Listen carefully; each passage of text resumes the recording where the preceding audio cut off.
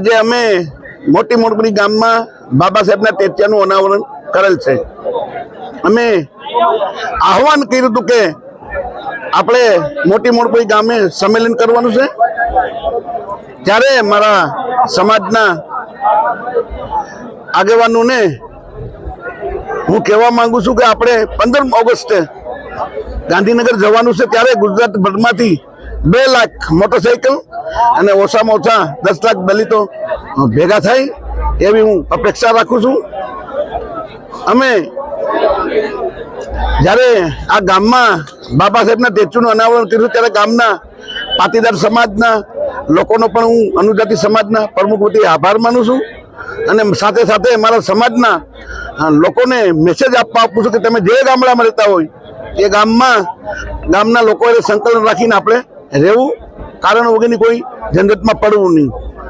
અમારી માંગ એવી છે કે મારા દીકરાને નંગન કરી 6 બંદૂકો અને 6 જણાએ મોબાઈલથી જે વિડીયા ઉતાર્યા છે એ પોલીસ એનો વિડીયાનો કબજો કરે, હથિયાર જમા લઈ અને 120B જયરાજસિંહની ધરપકડ કરે અને ગીતાબાનું રાજીનામું લઈ ભારતીય જનતા પાર્ટી એવી માંગ સાથે અમે ગાંધીનગર જવાના છીએ। સીએમને આવેદન આપશું, રાજ્યપાલને આપશું અને કમલમ ખાતે ભાજપના પ્રદેશ પ્રમુખને મળી અને અમે આવેદન આપવાના છીએ।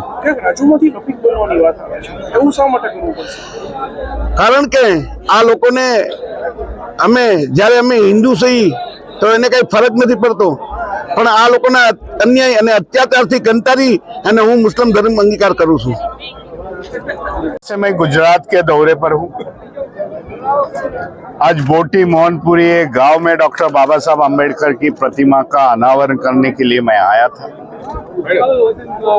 और लोगों को संदेश देने का प्रयास किया मैंने। इस गुजरात में एट्रोसिटी, हमारे समाज पर अन्याय अत्याचार का कई घटना होती है। देश को 75 साल होने को सेलिब्रेशन कर रहा है, लेकिन 75 साल में कई इनकी मानसिकता बदलने का किसी ने काम नहीं किया है। आज जो घटना इस देश में हुई है, गुजरात में हुई है, पिछले 1 सालों में जो 6 घटना हुई है उसके विरुद्ध में इन लोग आने वाले 15 अगस्त को धरना आंदोलन दे रहे हैं। मैं इनको सुझाव दिया है कि 15 अगस्त के दिन एक जाहिर कर दो गुजरात में, वो जो दलित है, वंचित है, शेड्यूल कास्ट, शेड्यूल ट्राइब है, माइनॉरिटीज है, हम ये दिन भाई देश का निषेध करके, ये व्यवस्था का निषेध करेंगे, ये सरकार का निषेध करेंगे। इस प्रकार के बयान दे दो, क्योंकि हमें स्वतंत्र में अभी जो मिला नहीं है 75 साल होते हुए भी।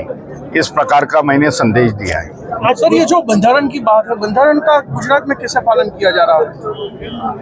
गुजरात में नहीं, पूरा देश में बंधारण का पालन नहीं हो रहा है। ऐसा क्यों आपको लग रहा है? कई उसके उदाहरणें है भाई इसके, कि जो सरकार है वो बंधारण का पालन नहीं कर रही है।